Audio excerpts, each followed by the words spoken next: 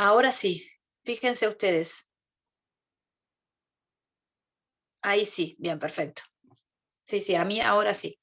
Bueno, mientras se van uniendo todos los alumnos, mi nombre es Analía Bonadíes, ¿sí? Yo voy a tomar estas clases. Ustedes abren el micrófono y me dicen cualquier cosa que no se vea, que no se escuche, cualquier cosa, en vez de escribirlo por el chat, que hasta que yo lo veo tarda un poquito, abren el micrófono y me lo dicen, ¿sí?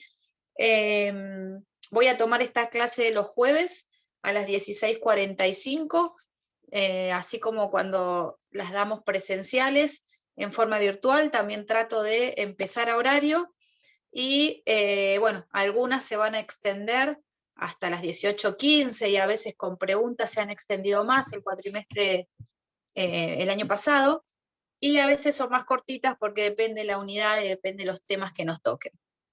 Mientras yo voy exponiendo, no tengo problema, o explicando las unidades que nos tocan, no tengo problema en que abran el micrófono y me hagan preguntas, así lo hacemos también más participativo, y generalmente las preguntas de algunos o de uno sirven para el resto, porque son las dudas de otros. Entonces es importante que las hagan, ¿sí? Insisto, abren el micrófono, no todos juntos, por favor, abren el micrófono y me hacen la pregunta, porque si la hacen en el chat yo sigo hablando y cuando la leo ya no tiene nada que ver con el tema, entonces ustedes se quedan con la duda. Prefiero que la hagan y participamos entre todos, ¿sí? Bueno, otra cosa que para mí es importante es si pueden, obviamente van a tener que ir leyendo y preparando la materia, independientemente de que se conecten a los Zoom, y para mí es súper importante que tengan siempre un código al lado, ¿sí? Tapa blanda, tapa dura, por internet, impreso, como ustedes quieran, pero que ya se empiecen a manejar con el articulado del código, ¿sí? Nuestra materia es codificada, entonces todo el derecho civil de este derecho civil parte general y todos los posteriores que ustedes vayan estudiando van a tener que ver articulado. Entonces, no se lo van a tener que aprender de memoria, pero sí que se familiaricen con el código, ¿sí? En la mayoría de los libros está transcripto el artículo, pero yo aconsejo que tengan un código y lo tengan cerca, ¿sí? Porque cuando trabajen también van a estar rodeados de códigos, sea derecho penal, derecho laboral, leyes, códigos, normas. ¿Bien? No sé si mientras esperamos, a ver, vamos a ver si ya, bueno, calculo que ya habrán ingresado, pero mientras esperamos un ratito, no sé si tienen alguna duda, alguna pregunta, no sé.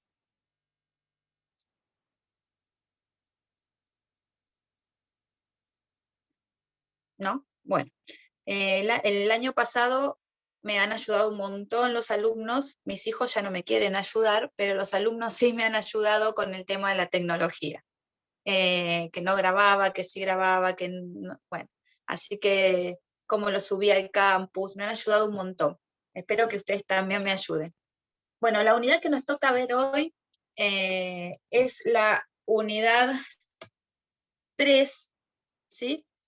Aplicación e interpretación de las normas. Ustedes ya vieron las unidades anteriores, ¿verdad? Sí, bien, hacen así. Tienen miedo de activar el micrófono. Bueno, algo ya habrán visto, porque ustedes en la unidad 2, cuando hablan de fuentes, seguramente han desarrollado y han visto el artículo 1, ¿sí? El artículo primero de nuestro Código Civil y Comercial. En la unidad que vamos a ver ahora, nos vamos a referir principalmente, si bien también hacemos referencia al artículo 1, nos vamos a referir al artículo 2 y al artículo 3 del Código Civil y Comercial, ¿sí? Cuando hablamos de la aplicación o la interpretación de las normas, nosotros tenemos que considerar o tenemos que poder, a ver, decir, tenemos un caso concreto que tenemos que resolver, ¿sí? Hay un caso, un conflicto al cual hay que darle una solución. Entonces, la ley, el juez, ¿la va a aplicar mecánicamente, automáticamente? o requiere de una actividad interpretativa para poder ser aplicada, ¿sí? Para poder desentrañar el verdadero sentido de esa norma. ¿Se aplica en forma automática o es necesario que se realice una actividad interpretativa?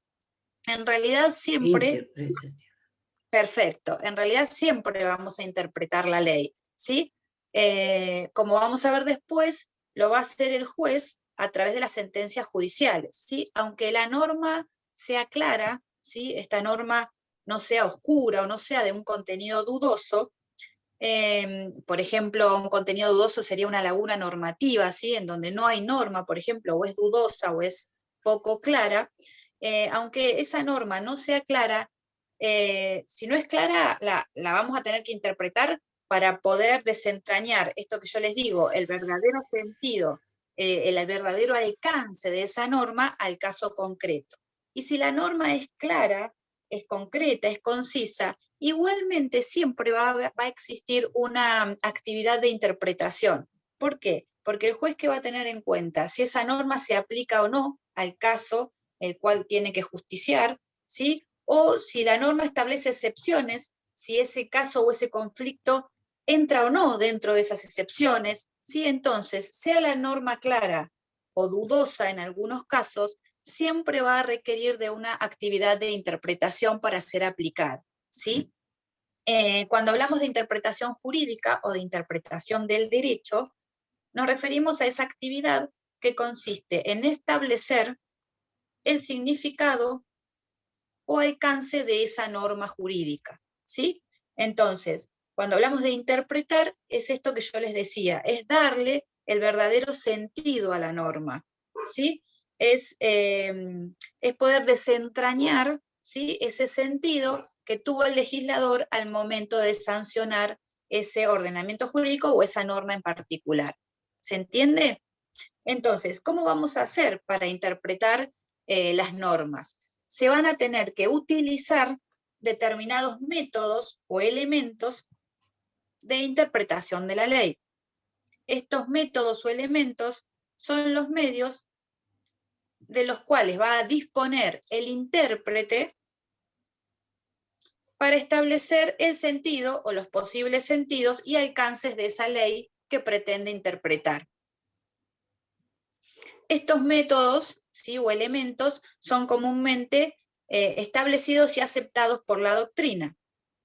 Y en ciertas ocasiones surgen expresos de los ordenamientos jurídicos, como por ejemplo en el caso de nuestro Código Civil y Comercial, que en el artículo 2, cuando ahora lo desarrollemos y lo veamos, van a ver que establece en forma expresa los métodos o algunos de los métodos de interpretación de la ley, ¿sí? Ahora, cuando veamos el artículo 2, van a ver que dice, la ley debe ser interpretada teniendo en cuenta, ¿sí? Y ahí establece algunos métodos de interpretación. Entonces, generalmente son establecidos o aceptados por la doctrina, pero en ciertos ordenamientos jurídicos surgen del mismo texto, del propio texto de la ley, ¿sí? Como, por ejemplo, el artículo 2 de nuestro Código Civil y Comercial.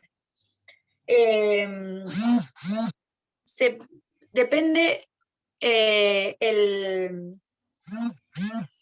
la doctrina o el libro o que nosotros tengamos, puede haber diferentes métodos o elementos, pero en forma general vamos a nombrar los que establece la mayoría de la doctrina, ¿sí? El primero de los elementos o métodos es el llamado elemento gramatical, ¿sí? O también llamado elemento literal.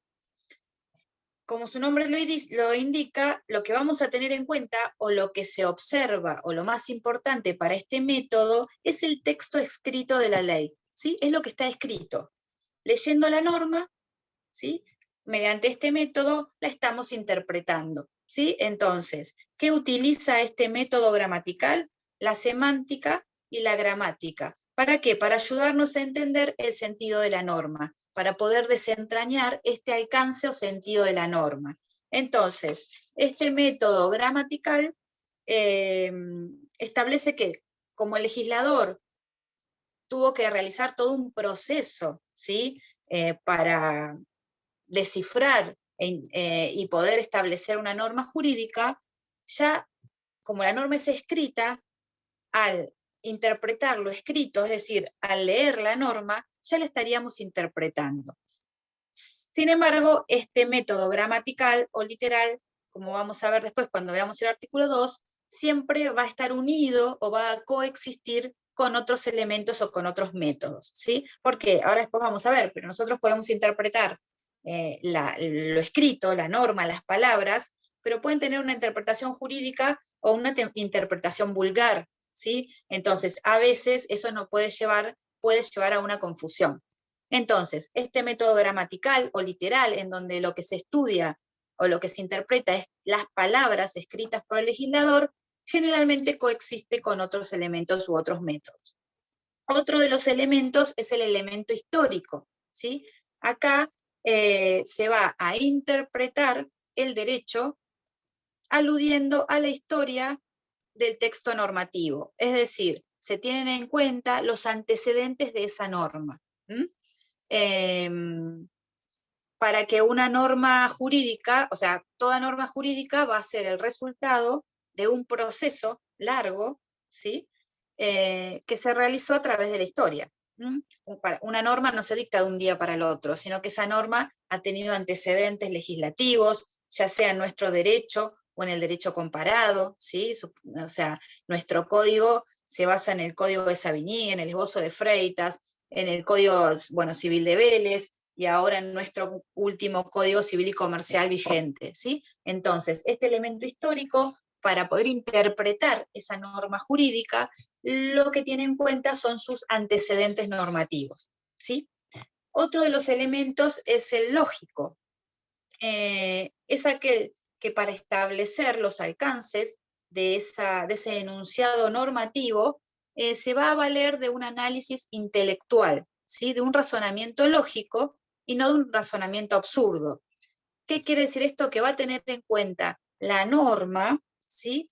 Que quiere interpretar dentro de toda la ley, o sea, en conexión o en relación con las otras normas de la misma ley, ¿sí? Yo tengo una ley en donde hay distintas normas, ¿sí? Es compuesta por distintas normas, entonces si yo quiero interpretar una norma, la voy a tener que relacionar con todas las otras normas de esa ley mediante un razonamiento lógico, ¿sí?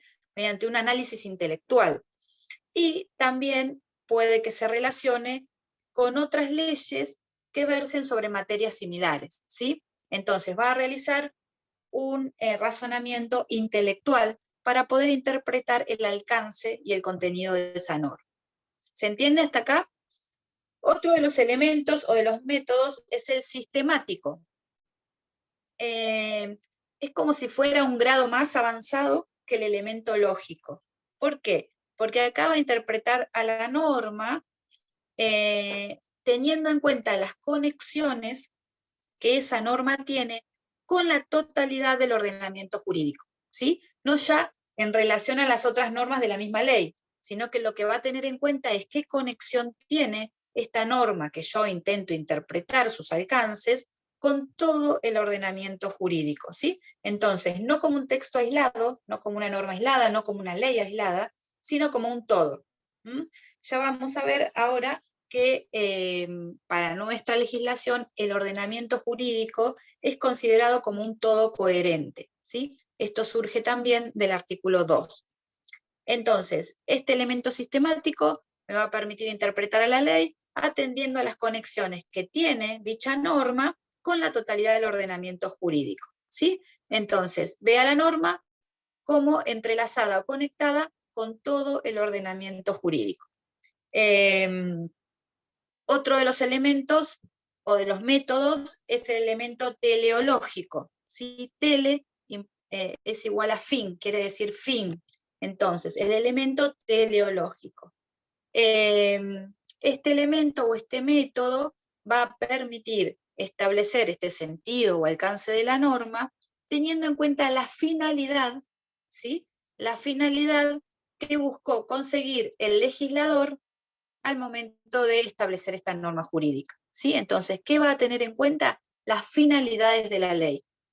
Ya lo vamos a ampliar también cuando veamos el artículo 2, que adopta este método teleológico. Si ustedes leen el artículo 2, habla de la ley debe ser interpretada teniendo en cuenta sus palabras, sus finalidades, ¿sí? En este caso está adoptando en forma expresa este elemento teleológico, ¿sí? Entonces, antes en el código derogado se hablaba de espíritu de la ley, ¿sí? Que se iba a basar la norma o no podían contradecir las normas, el espíritu de la ley. Hoy ya no se habla, ahora después lo vamos a ver, del espíritu de la ley, sino que se habla de la finalidad, ¿sí? Entonces, la finalidad, ¿como qué? Como ratio legis. ¿Qué quiere decir esto? Como la razón de ser de la norma, siempre desde una perspectiva finalista, ¿sí? Entonces, se va a interpretar la norma teniendo en cuenta las finalidades para las cuales ha sido sancionada, ¿sí? ¿Se entiende hasta acá? Y el último de los elementos, alguna doctrina, porque quizá lo vean en algún libro, incluye el elemento o el método comparativo. Mediante este método se va a interpretar una norma jurídica, ¿sí? O una norma de derecho, teniendo en cuenta el derecho comparado. ¿Qué es esto? Las normas de otros países, ¿sí? Que hayan resuelto cuestiones similares, ¿sí? Si en otro país, por eso hablamos de derecho comparado, ¿sí? Normas o derecho de otros países, que puedan haber resuelto un caso similar. Entonces, para interpretar nuestra norma, podemos utilizar el derecho comparado. ¿Bien? Entonces, todos estos son métodos que me permiten o que permiten, vamos a ver ahora, al intérprete, para desentrañar el sentido de la norma, es decir, cuál es el contenido de esa norma y cuál es el o los alcances de ese enunciado normativo. Como dijimos recién, el ordenamiento jurídico es considerado por nuestro derecho, ¿sí? Como un todo coherente. Esto lo toma del método sistemático de Savigny, ¿sí? ¿Qué quiere decir esto? Que en principio, como dijimos, todos estos métodos o elementos de interpretación no se van a utilizar de forma aislada. Es decir, para yo interpretar una norma, yo no, pero el juez, al momento de sentenciar, para interpretar una norma, no va a leer solamente su texto. O sea, la tiene que interpretar ¿para qué? Para aplicarla al caso concreto, ¿sí? Como dijimos al principio, la interpreta para poder aplicarla a un caso o a un conflicto concreto. Va a tener en cuenta quizás varios de estos métodos, ¿sí? Entonces, no se utilizan de forma aislada, sino que deben ser utilizados conjuntamente porque entre sí se vinculan y se necesitan para arribar a un resultado como coherente, que es lo que establece nuestro ordenamiento jurídico. ¿Sí? Coherente con todo el sistema normativo. ¿Qué quiere decir esto cuando hablamos de coherencia? Nos estamos refiriendo que en la ley no deben existir contradicciones, ¿sí? Entonces, que el resultado sea coherente quiere decir que no existan contradicciones normativas, ¿sí? Si yo lo interpreto, o sea, eso no quiere decir que el juez al momento de interpretar la norma no pueda haber resoluciones distintas, ¿sí? Ante casos similares. Usted me va a decir, sí, pero ante este conflicto el juez resolvió de una manera y este otro juez resolvió de otra. Sí, eso puede ocurrir, ¿sí? El tema es que no son vinculantes las sentencias de los jueces de primera instancia. Diferente ocurre con los fallos plenarios. Ahora vamos a ver en el artículo 3 cuando hablemos del deber que tiene el juez de resolver un conflicto, ¿sí? Los fallos plenarios, que son los fallos de las cámaras de apelaciones, ¿sí? En donde las salas de la Cámara resuelven de una manera similar o dictan una sentencia igual en distintas situaciones, son considerados fallos plenarios. Esos fallos plenarios sí son vinculantes, sí son obligatorios para los jueces de primera instancia. Los demás fallos no. El juez, como vamos a ver, debe resolver y esa sentencia debe ser razonablemente fundada. Eso no quiere decir que esas sentencias no tengan coherencia con el ordenamiento jurídico. A ver si se entiende. Lo que no tiene que haber es contradicciones normativas, ¿sí? Por eso vamos a partir de estos métodos de interpretación. Y ese ordenamiento jurídico tiene que ser coherente, es decir, tiene que ser un todo coherente para que no haya contradicciones en la ley. ¿Se entiende? Bueno. Sí, profesora. Bueno, perfecto. Seguimos entonces. Entonces, dijimos que teníamos que, para aplicar la ley, gracias, debíamos interpretarla, establecimos los métodos o elementos de interpretación, que generalmente no se aplica uno, sino que coexisten entre sí y pueden aplicarse varios, ¿sí? ¿Quiénes son los que van a aplicar estos métodos de interpretación? Como dijimos recién, para resolver un conflicto, ¿sí? Para resolver un conflicto y un caso concreto, ese intérprete va a ser el juez, ¿sí? Pero podemos, o la doctrina considera que hay otros intérpretes, por ejemplo, podemos hablar de una interpretación legislativa, ¿sí? En donde los intérpretes van a ser los legisladores. Por ejemplo, cuando establece una exposición de motivos, ¿sí? De una ley, vieron que antes de sancionar, o sea, está la ley y con anterioridad puede haber una exposición de motivos explicando o interpretando algunos conceptos de esa nueva ley, o en algún debate parlamentario, ¿sí? De esta forma también podemos hablar de una interpretación legislativa. Y también algunos doctrinarios hablan de una interpretación doctrinaria, ¿sí? ¿Quiénes van a ser los intérpretes? Los intérpretes van a ser aquellas personas que estudian el derecho, ¿sí? Todos los libros que nosotros leemos de derecho están escritos por un doctrinario, ¿sí? Por una persona que estudia y se encarga de estudiar el derecho, de manera tal que va a escribir un libro, un artículo relacionado a un tema de derecho, también puede hablar de un comentario a un fallo, ¿sí? Cuando ustedes seguramente hayan visto algunos o van a ver algún fallo y hay algún comentario de doctrina. Bueno, en esto, o bueno, cualquier tipo de concepto que dé un doctrinario sobre algún instituto del derecho, ¿sí? Entonces, si tenemos en cuenta el intérprete, podemos hablar de una interpretación legislativa, de una interpretación doctrinaria o de una interpretación judicial, ¿sí? Los jueces que van a interpretar esa norma para aplicarla a un caso concreto y resolver un conflicto. Como dijimos, una consulta. El abogado también interpreta la ley. Sí, el abogado también la interpreta, a ver, pero sobre todo en el derecho civil, ¿no? Porque el derecho penal es diferente, estamos en presencia de otro tipo de normas. En el derecho pero no civil, la aplica, no da la sentencia como el juez. A eso iba. Nosotros podemos interpretar la norma y podemos darle, obviamente, una interpretación favorable a los intereses de nuestro cliente, pero el que va a aplicar y el que va a interpretar y dar una sentencia razonablemente fundada va a ser el juez, ¿sí?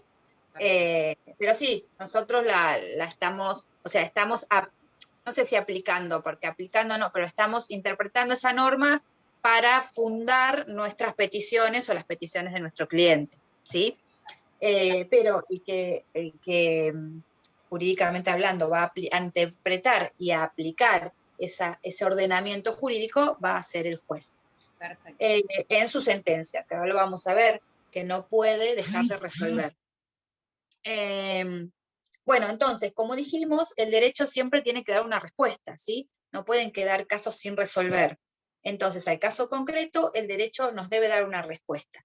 Por eso, en la unidad, en el programa, habla de, esperen que lo encuentre, la interpretación integradora. ¿Sí? ¿Qué es esto? Que se va a tener en cuenta todo el ordenamiento jurídico a los efectos de poder dar siempre una respuesta al caso concreto. Por ejemplo, en los casos de vieron que yo les decía, si estamos en presencia de una laguna normativa, ¿sí? En donde no hay una norma específica, ¿sí? Para aplicar, ¿qué va a hacer el juez? No aplica nada, no aplica el derecho. No, entonces, una forma de integrar, ¿sí? De interpretar integrando esa laguna normativa es aplicando, por ejemplo, una norma análoga, ¿sí? Que ahora lo vamos a ver, una norma que sea aplicado para un caso similar. En ese caso se estaría integrando, ¿sí? Interpretando esa norma análoga, se estaría integrando ese vacío legal, ¿sí? O, por ejemplo, también algunos consideran que si tenemos, por ejemplo, en los contratos de adhesión y la ley de defensa del consumidor, ¿sí? Si hay un contrato de adhesión, esos que tienen cláusulas predispuestas, vieron que ustedes, por ejemplo, si sacan una tarjeta de crédito, les hacen firmar un librito así y nadie lo lee, o sea, yo tampoco, son cláusulas predispuestas, ya están las cláusulas del contrato, se llama un contrato de adhesión porque nosotros firmamos y adherimos a esas cláusulas, y no tenemos prácticamente ni posibilidad de discutirlas. Si alguna de esas cláusulas es nula, como por ejemplo puede ocurrir con las prórrogas de jurisdicción, esa nulidad va a ser, ya lo van a ver más adelante cuando vean nulidades, esa nulidad va a ser parcial, ¿sí? Esa cláusula se va a tener como no escrita, mientras que el resto del contrato va a seguir siendo válido. Entonces, nosotros, el juez, en un caso de conflicto, va a tener que integrar, ¿sí? O interpretar e integrar esa norma nula, ¿sí? Porque si no nos va a faltar algo. ¿Cuál va a ser la jurisdicción en el caso de conflicto? Entonces, si la cláusula es nula, ¿sí? Va a haber una nulidad parcial, esa cláusula el juez la debe integrar con otra, ¿sí? Entonces ahí está integrando el contrato e interpretando las normas para que no nos quede ese vacío normativo. ¿Bien? Siempre va a quedar librado a la decisión judicial. Por más de que nosotros digamos, bueno, no se aplica esto, porque esto siempre la resolución va a ser judicial. Bien, ¿qué pasa con nuestro código? Como dijimos recién, en el artículo 1, ¿cuándo sería una cláusula nula? Me preguntan en el chat. Bueno, en este caso de los contratos de adhesión, por ejemplo, la prórroga de jurisdicción sería una cláusula de la cual se podría plantear la nulidad parcial. ¿Qué quiere decir esto de prórroga de jurisdicción? Que si yo celebro un contrato, supónganse, saco una tarjeta de crédito acá en un banco local o en un banco, bueno, en la sucursal en Mar del Plata. Vivo en Mar del Plata, el banco está en Mar del Plata, saco la tarjeta de crédito y en el contrato que yo firmo dice que los tribunales que van a intervenir, ¿sí? En el caso de conflicto van a ser los tribunales ordinarios de la provincia de La Pampa, ¿sí? Supónganse. ¿Por qué? Porque la casa central está en La Pampa de ese banco. Entonces, esa cláusula es nula de nulidad, o sea, va a ser de nulidad parcial. Yo puedo plantear porque también por la ley de defensa del consumidor. Si esa cláusula cae, eso sería una nulidad parcial, ¿sí? Eso no quiere decir que haya contratos que sean todos nulos, pero ya van a haber nulidades ustedes. Eso es un ejemplo claro de nulidad parcial en los contratos de adhesión. En ese caso, el juez va a integrar esa norma y va a establecer que la jurisdicción es en la provincia de Buenos Aires, ¿sí? ¿Por qué? O en el Departamento Judicial de Mar del Plata. ¿Por qué? Porque el consumidor vive en Mar del Plata, la sucursal del banco está en Mar del Plata, supónganse, las compras se hicieron en Mar del Plata, entonces, no, o sea, es perjudicial o se provoca un daño a esa persona si tiene que ir a litigar a La Pampa, ¿sí? Eso sería un ejemplo que me preguntaban en el chat de una nulidad parcial. ¿Qué ocurre en este caso de la interpretación y la aplicación de las normas en nuestro código? Como dijimos recién, en el artículo 1 y en el artículo 2 se refiere a estos temas. Ustedes el artículo 1 ya lo vieron, seguramente cuando vieron fuentes del derecho, y fíjense que dice, los casos que este código rige deben ser resueltos según las leyes que resulten aplicables, ¿sí? Conforme con la Constitución Nacional y los tratados de derechos humanos. A tal efecto se tendrá en cuenta la finalidad de la norma. Ya acá está estableciendo que se va a aplicar el código, la Constitución Nacional, ¿sí? Ya habla de una jerarquía de normas, que esto ya lo han visto ustedes, y habla de los tratados de derechos humanos. Y se refiere también a la finalidad de la norma. ¿Se acuerdan que hablábamos de ese método o elemento teleológico? El artículo 2 ya específicamente se refiere a la interpretación de la ley. Entonces, estos dos artículos están muy relacionados. En el artículo 1, fíjense que ya refiere a qué vamos a aplicar, ¿sí? ¿Qué vamos a aplicar? La ley, ¿sí? Ya sea tanto de derecho interno como de derecho internacional. ¿Por qué? Porque se refiere a la Constitución Nacional y a esos tratados de derechos humanos. Ustedes ya habrán visto cuando vieron el tema de la ley como principal fuente de derecho, que cuando habla de tratados de derechos humanos no se refiere únicamente a los tratados de derechos humanos, sino que abarca a todos aquellos tratados internacionales que tengan fuerza constitucional, fuerza de ley, por raigambre constitucional, dados en virtud del artículo 75, inciso 22 de nuestra Constitución Nacional, ¿sí? Todos esos tratados en los cuales la República Argentina haya sido parte y que tengan fuerza de ley y de raigambre constitucional, son los que están incluidos, sean o no, o cuya materia sea o no derechos humanos, ¿sí? Pueden ser derechos económicos, derechos sociales, ¿sí? Abarca más tratados que los de derechos humanos. Entonces, en el artículo primero nos está estableciendo el legislador qué es lo que vamos a aplicar. Esta ley, Constitución, tratados, ¿sí? Y en el artículo segundo nos está estableciendo ya cómo vamos a aplicar esta ley, cómo la vamos a interpretar, ¿sí?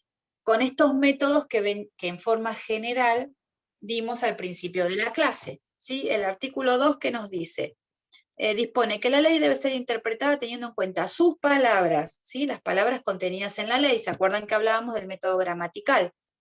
Después habla sus finalidades, ¿sí? La finalidad de la ley. Ahora lo vamos a ver un poquito más, pero más o menos ya lo vimos. Las leyes análogas. Después dice las disposiciones que surgen de los tratados sobre derechos humanos, ¿sí? Otra vez que remite como al artículo 1. Los principios y los valores jurídicos de modo coherente con todo el ordenamiento. Y acá vuelve a incluir esto que yo les decía del ordenamiento jurídico como un todo coherente, ¿sí? En donde no hay contradicciones entre sí en las normas.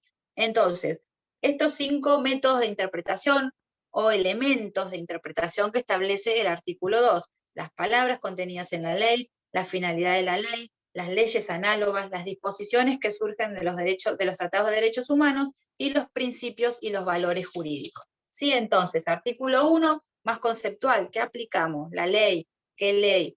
La ley del derecho interno, Constitución Nacional como supremacía, ¿sí?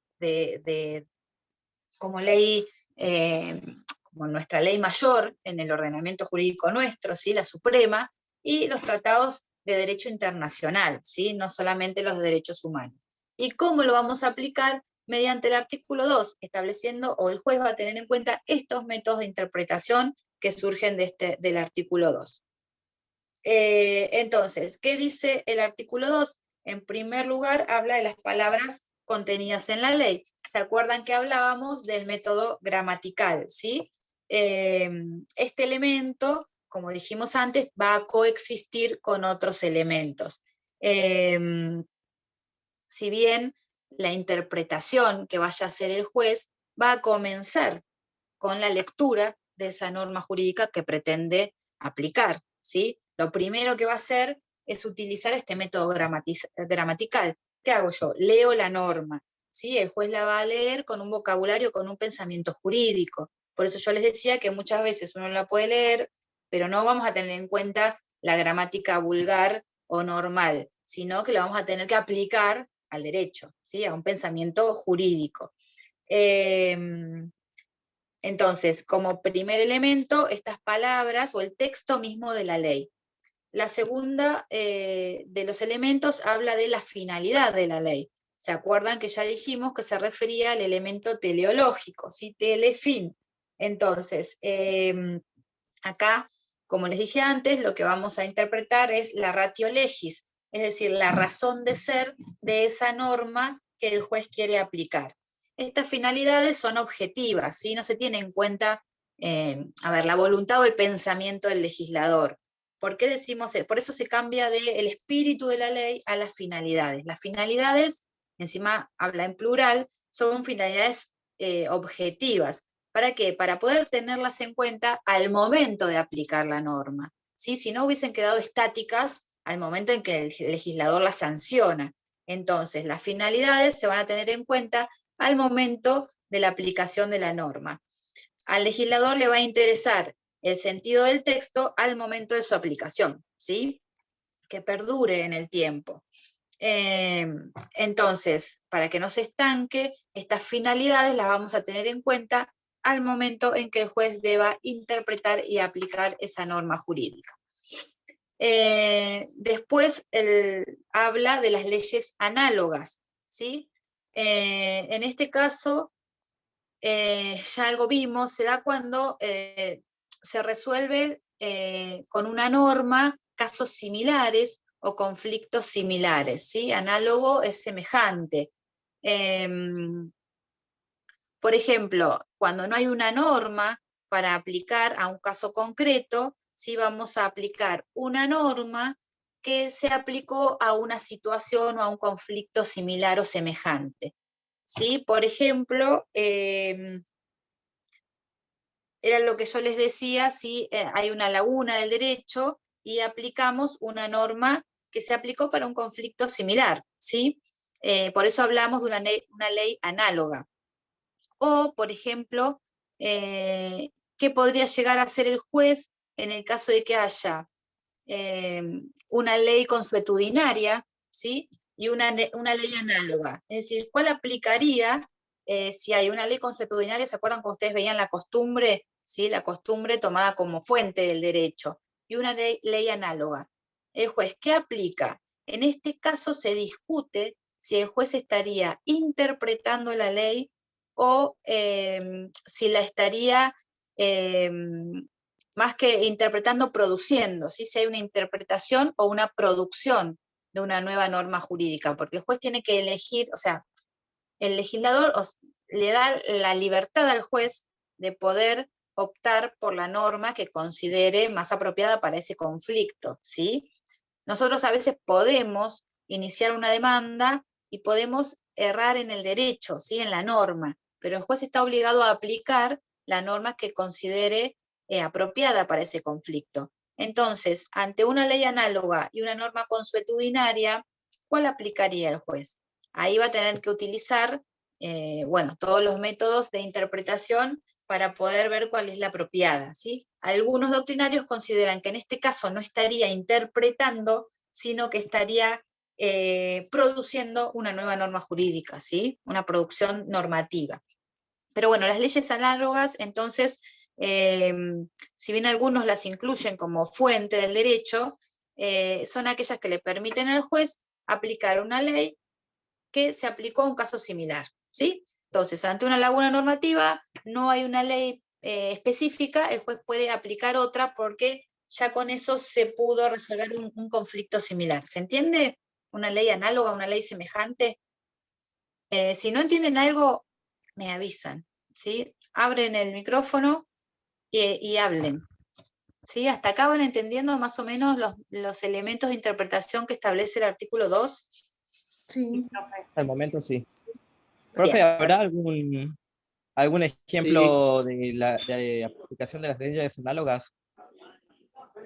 No, esto que yo les digo, por ejemplo, en el ámbito de los contratos comerciales se ha dado esto de que no haya una norma específica, pero que el juez tenga o que aplicar una norma consuetudinaria, por ejemplo, en los contratos comerciales internacionales. A veces es más por la costumbre que por normas escritas lo que se va a los contratos. Bien. Y en el caso de una laguna normativa es cuando no hay una norma específica para ese caso, ¿sí? Entonces, ¿Por qué se Sí.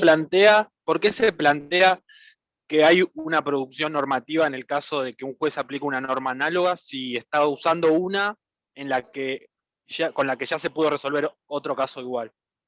Sí, algunos doctrinarios, no cuando utiliza la análoga, sino cuando hay dos posibilidades. Por ejemplo, en el caso de los contratos, que haya una ley análoga y una costumbre, ¿sí? La costumbre también es fuente de derecho.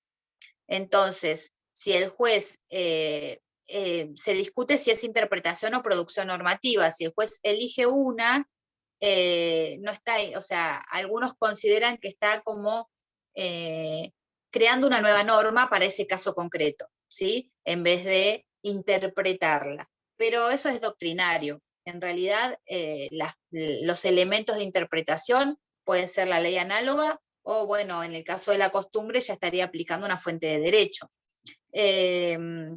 Pero bueno, si esto se presume que si el legislador no previó una determinada solución para ese problema en particular o para ese conflicto, para algunos corresponde adoptar la misma respuesta que se dio o cómo se resolvió un conflicto semejante. Por ejemplo, un caso que no lo aplicamos nosotros, pero es el common law, ¿sí?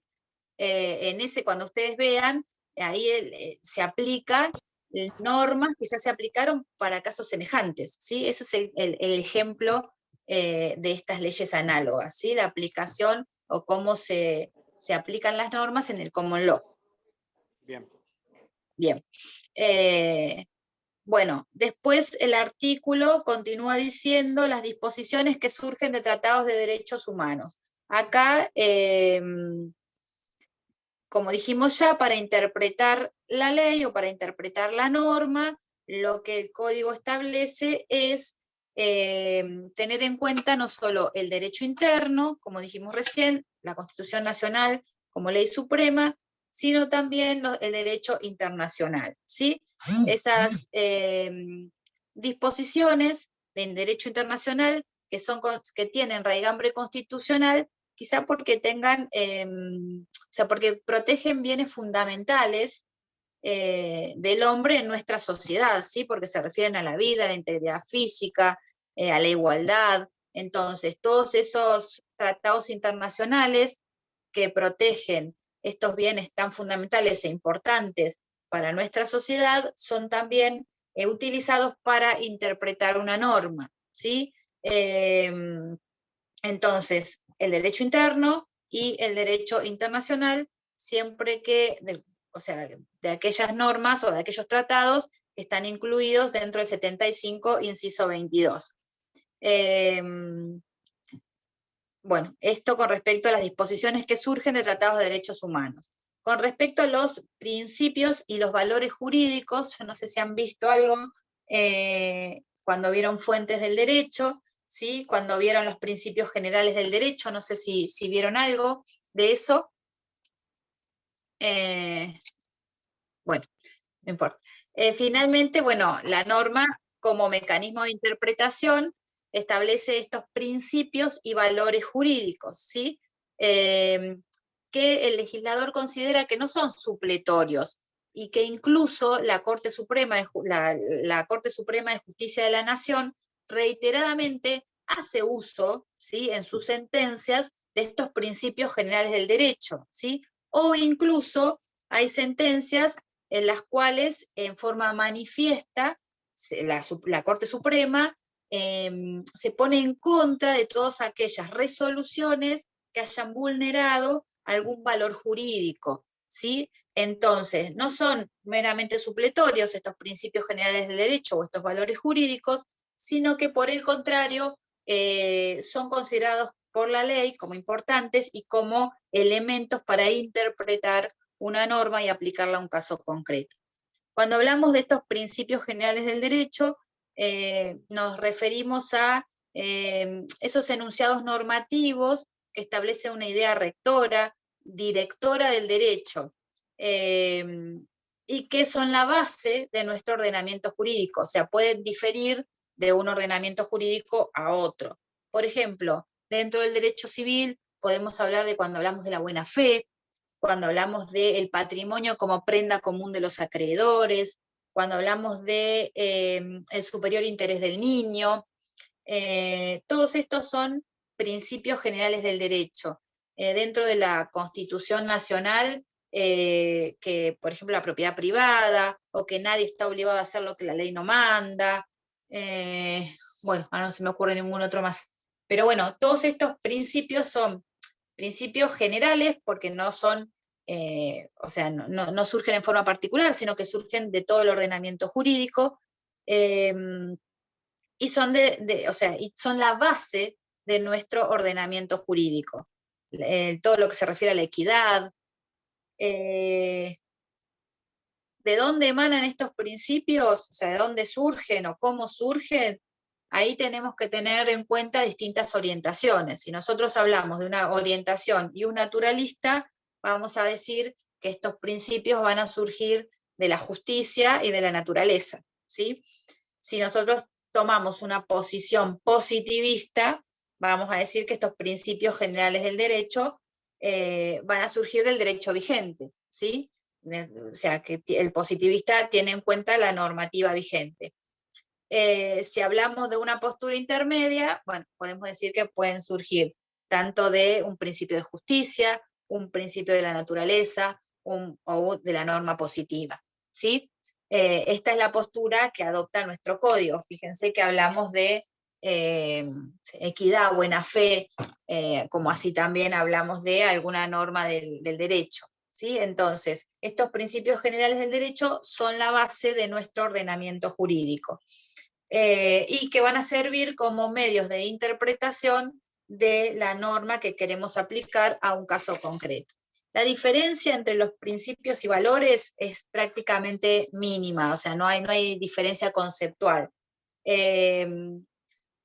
Cuando hablamos de los principios, son las normas que surgen o que tienen como fundamento el deber o normas morales, ¿sí? Cuando hablamos de principios. Por ejemplo, esto que yo les decía, la buena fe, lealtad, nadie está obligado a hacer lo que la ley no manda, ¿sí? Surgen del deber o de una norma moral, mientras que los valores el fundamento es más axiológico, ¿sí? Surge de los valores sociales. Por ejemplo, estos de la justicia, afianzar la justicia, el bienestar general, ¿sí? Estos son los valores jurídicos, pero para el derecho no tienen prácticamente una diferencia conceptual. Tanto los principios generales del derecho como los valores jurídicos son métodos o medios de interpretación de la ley que puede tener en cuenta el juez al momento de resolver el caso concreto, ¿sí? Hasta acá más o menos se entiende también. Entonces teníamos las palabras contenidas en la ley, la finalidad de la ley, las leyes análogas, las disposiciones que surgen en los tratados de derechos humanos y los principios y los valores jurídicos, ¿sí? Hasta acá el artículo 2, ¿sí? El que nos habla de cómo vamos a interpretar ese enunciado jurídico que queremos aplicar a un caso concreto. ¿Alguna duda? Porque vamos súper rápido. Como no tienen dudas, ya no nos queda... A mí me quedó Sí. todo claro. ¿Le queda claro todo? Igual un fallo tiene que dar una norma en la que se respalde, digamos, no puede ser solamente en un principio, si no, no. ¿No? ¿Está bien lo que digo? No, por eso. El derecho nos tiene que dar respuesta a todos los conflictos que nosotros queremos resolver, ¿sí? Por eso dijimos que si no hay una respuesta, la vamos a buscar en una ley análoga, en un derecho comparado, ¿sí? El derecho va a dar una respuesta.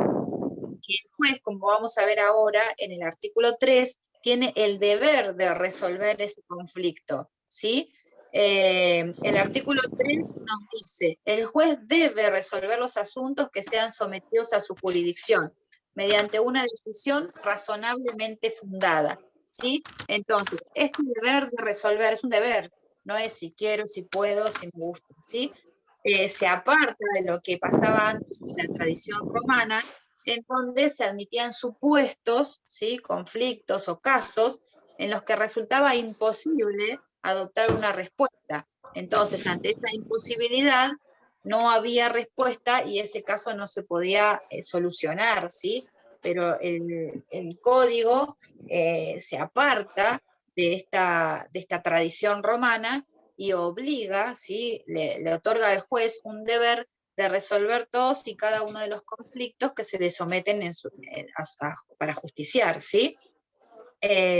Entonces, el código revaloriza ese rol de los jueces, ¿sí? En su función de resolver los conflictos, pero obliga a que resuelva cada conflicto. Y no solo esa sentencia debe estar fundada, ¿sí? Que es lo que decía el compañero, que tiene que basarse en una norma, ¿sí? Ya sea que hablemos de una norma, no sé, consuetudinaria, el derecho análogo, el derecho comparado, o sea, él la tiene que fundar, ¿sí? Sino que esa fundamentación debe ser razonable, ¿sí? Así lo dice el artículo, dice, mediante una decisión, o sea, una sentencia razonablemente fundada. No basta con que él funde, porque él puede decir, algo que todo esto... Bueno, ahora vemos los chats.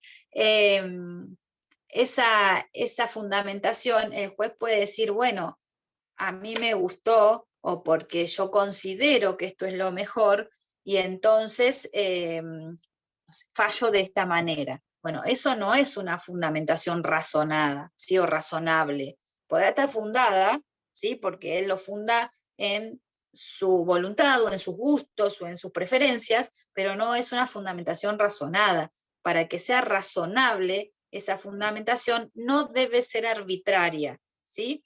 Entonces, no se va a poder apartar ni de los principios constitucionales, ni de los tratados internacionales. Entonces, el juez puede apartarse de la ley en casos excepcionales, y si su decisión es fundada y razonable. Entonces, ¿qué dijimos? O sea, ¿a qué nos referimos cuando hablamos de razonabilidad? Esto es lo contrario a arbitrariedad, ¿sí? Entonces, si la sentencia es arbitraria, bueno, no cumple con los requisitos que tiene que tener esa sentencia judicial.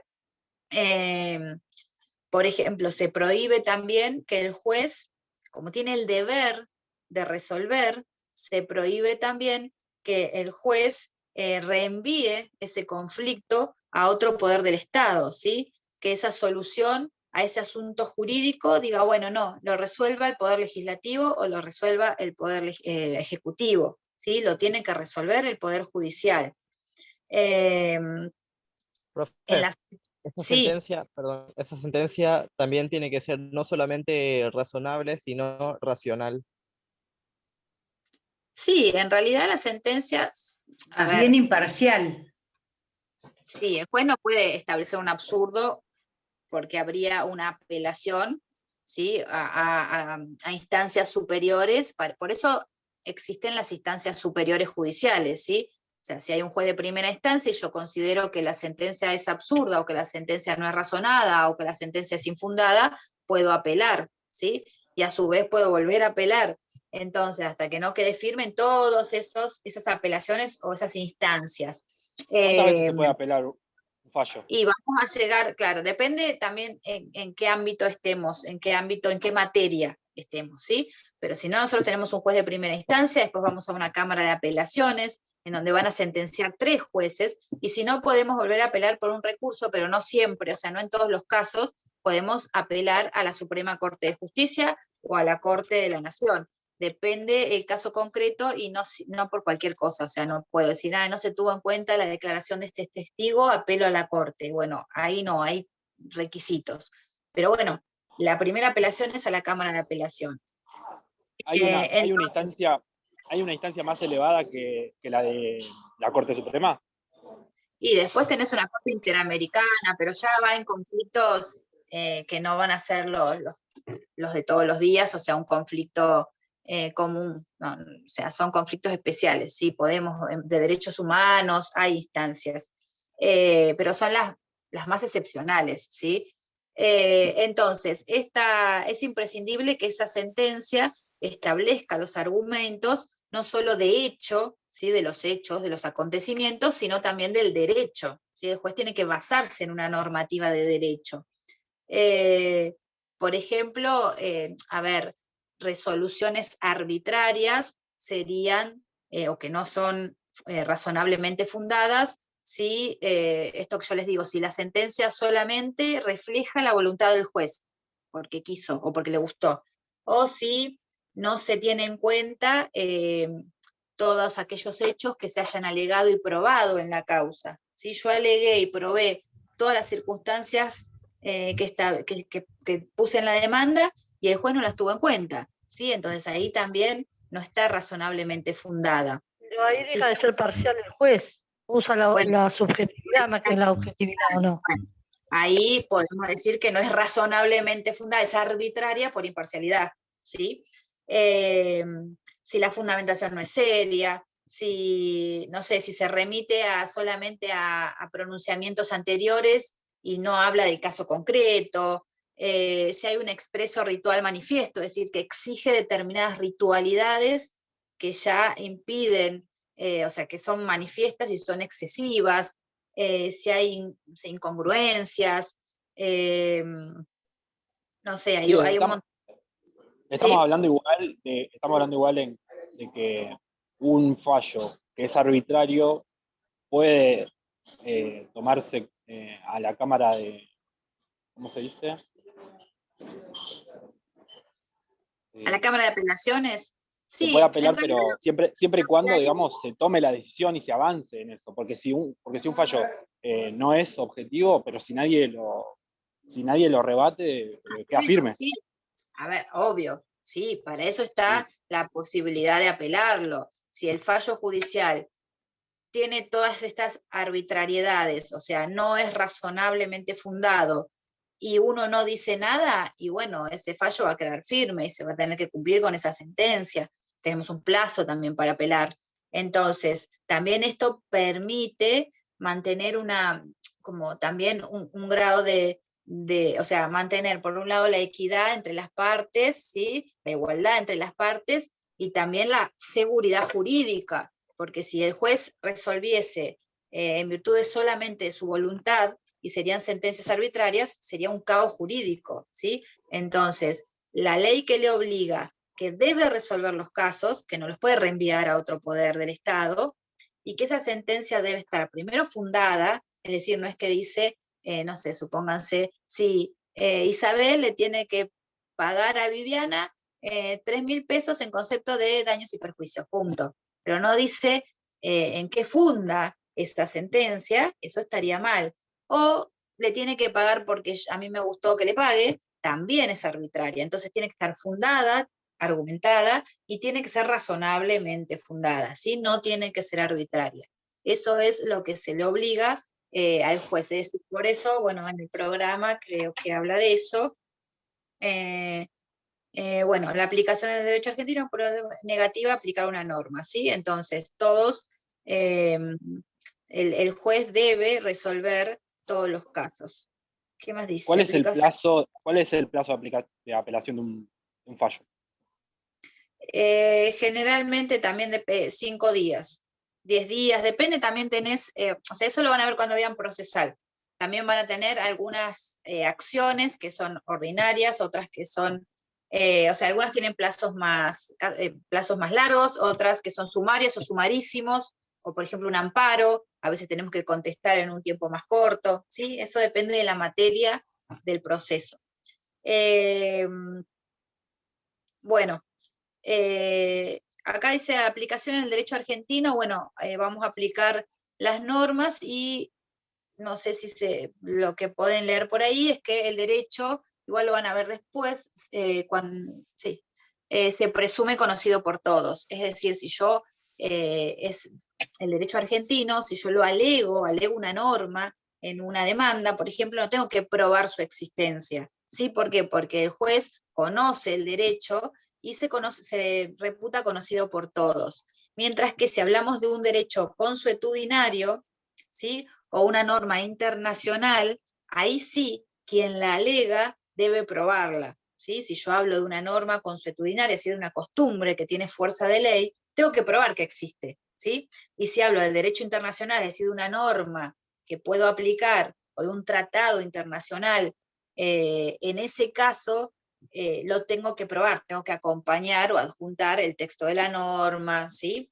Eso sí lo tengo que probar, pero el resto de la normativa, el resto del derecho que yo alego, no tengo necesidad de probarlo, sino tengo que decir, pónganse, no sé, aplico el artículo 2 del Código Civil y Comercial, no tengo que acompañar el artículo, ¿sí? Porque el juez lo conoce el derecho argentino, entonces sabe que ese es el artículo 2, ¿sí?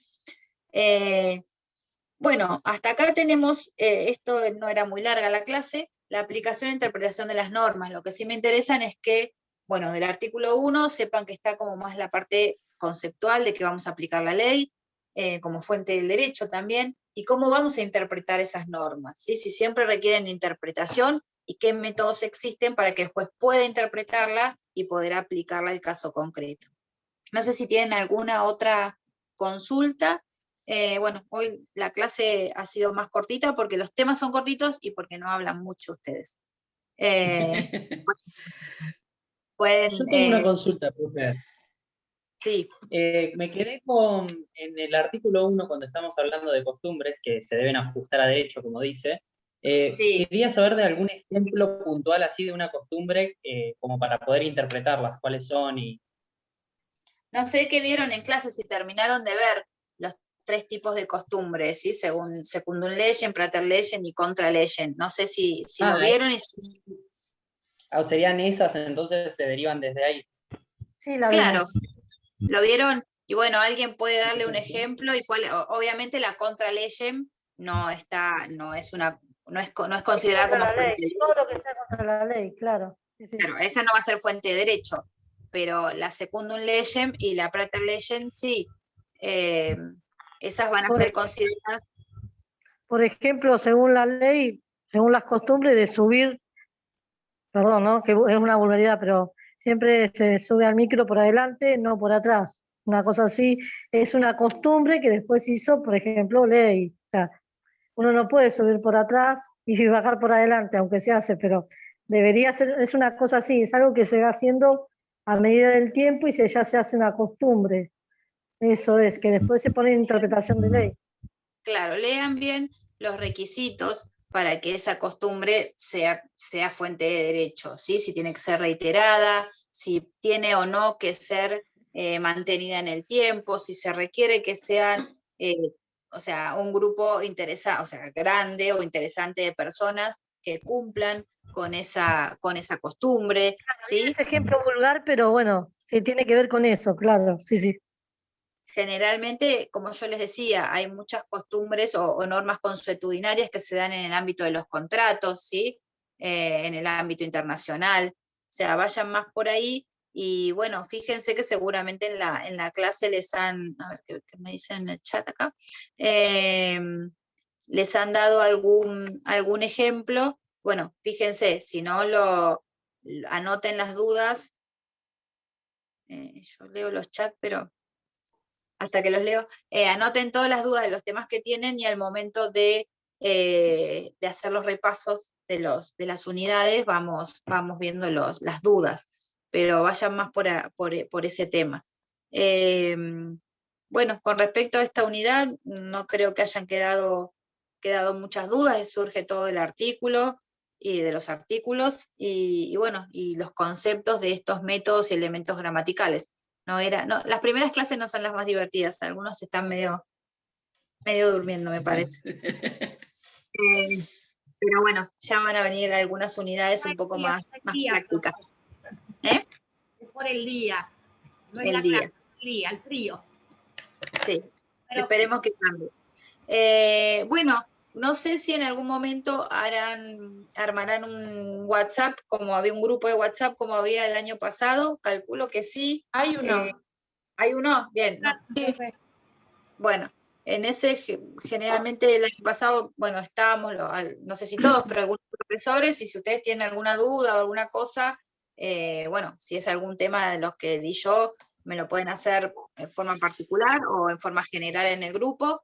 Siempre van a tener que esperar que uno también tenga el tiempo disponible, porque hacemos otras cosas, para poder contestarles, pero intentamos hacerlo porque, bueno, esto de la virtualidad nos lleva a estas cosas, a no poder tener un contacto con ustedes obviamente personal, pero bueno, tener ese contacto vía WhatsApp o estas clases de Zoom que son para eso, para preguntar dudas y bueno, para que charlen y puedan estudiar mejor, ¿sí? Porque bueno, calculo que no es fácil tampoco para ustedes. Así como a mí se me complica conectarme, me parece que ustedes estudiar también a veces se les debe complicar de esta manera. Bueno, si no tienen más preguntas sobre esta unidad, ya acá yo lo que creo es que el compañero que preguntaba quería saber digo yo, interpreto, un caso puntual en el que se haya aplicado en un fallo una norma consuetudinaria, pero bueno, creo que era más. Sí, un ejemplo. Por eso yo les dejo esa inquietud. Si quieren un ejemplo, un fallo puntual, lo buscamos. Pero fíjense y rebobinen la clase que seguramente el docente que se los dio les debe haber dado algunos ejemplos. Traten de investigar, a ver, porque eso surge de todos los libros y más o menos, como la compañera dio este ejemplo de subir al colectivo, qué ejemplos, a ver, cuando hablamos, por eso les digo, traten de ver bien estos conceptos, porque la misma ley, no hay problema el que tiene que desconectarse. La misma ley, cuando hablamos de secundum legem, nos estamos refiriendo a que la misma ley nos establece, el mismo código, del mismo articulado, va a surgir que se van a aplicar las normas consuetudinarias, ¿sí? Entonces, eso es lo que quiero yo que investiguen, en qué artículo surge, según la ley, no praterley, en que se hace una norma, se hace ley, ¿sí? Supónganse que se nos hace como ley dejar propina cuando vamos a comer, ¿sí? No surge de ninguna ley nuestra, en nuestro ordenamiento jurídico no surge eso, pero es como una costumbre, ¿sí? O, qué sé yo, determinadas cuestiones que uno paga sin que le den un recibo a cambio. Entonces, en ese caso, se va haciendo como una costumbre. Pero en el caso de secundum legem, fíjense que la misma ley en algunos artículos remite o nos reenvía a la aplicación de una norma consuetudinaria, ¿sí? Entonces, fíjense eso, que dice, en virtud de las prácticas, o en virtud o sea, nos remite a la costumbre, ¿sí? La propia ley. Fíjense, miren el libro, miren el código, a ver en qué normas nos remite a la norma consuetudinaria, ¿sí? A las prácticas, usos y costumbres, dice la norma, ¿sí? Para establecer determinada, sobre todo en ámbitos contractuales, para establecer determinada cuestión, bueno, la norma remite a las prácticas, usos y costumbres del lugar, ¿sí? Ahí la misma ley, secundum legem, la misma ley nos reenvía a la costumbre, ¿sí? Fíjense los tres conceptos de costumbre, cuáles adopta, o sea, cuáles incorpora como fuente el artículo 1 y cuál no, que es la contraley, ¿sí? Bueno, y eso cualquier cosa, después me lo cuentan. No sé cómo, yo veo poquitos, porque yo ahora estoy con el celular, entonces veo a 3. No sé quién preguntó, pero la próxima clase me cuenta qué averiguó de la secundum legem y prater legem, ¿sí? Bueno, los dejo ir a seguir haciendo sus cosas. Nos vemos el jueves próximo. Y cualquier cosa me mandan un WhatsApp. Hasta el jueves, profe, gracias. Chao, profe, gracias. Chao, profe. Chao.